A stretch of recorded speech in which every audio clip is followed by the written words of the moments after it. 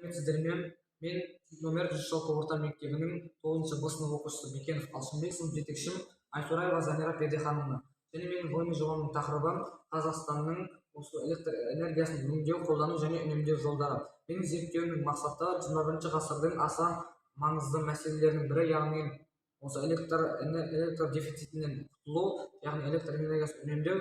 Ал менің міндетім электр көзін үнемдейтін шамдарды кеңінен зерттеп сіздерге ұсыну. Электр энергиясын үнемдейтін шамдардың көптеген түрлері бар. Ең бірінші түрі галогенді шамдар. Галогенді шамдардың осы электр энергиясын 30-50% дейін үнемдейді, және олар шамамен 100-120 теңге тұрады. Олардың жарамдылық мерзімі 3 сағат. Олардың артықшылығы жарық шашу спектрі кең және бағасы да өте тиімді, яғни 120 теңге.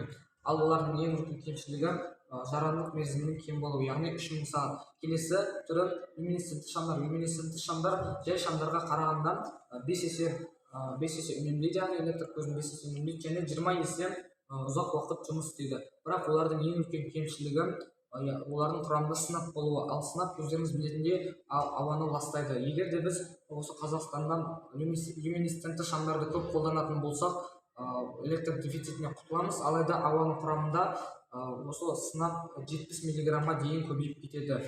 Бірақ бұның шешімі бар, яғни Қазақстанда осы сынап құрамында сынабы бар шамдарды жою. Келесі шамдардың түрі жарық диодты шамдар. Жарық диодты шамдар электр тоғын 80-90%-ға дейін үнемдейді, және олардың бағасы шамамен 250-300 теңге тұрады.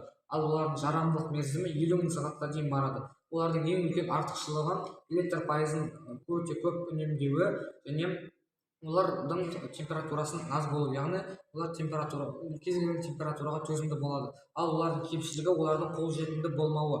Себебі олардың бағасы 250-300 теңге тұрады. Яғни оларды алатын болсақ, біз өте көп шығынға түсеміз.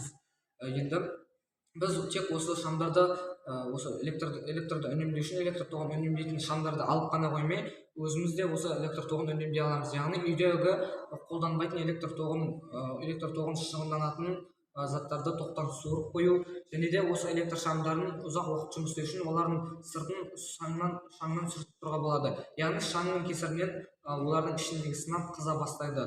Қорытынды. Осы қазіргі 2020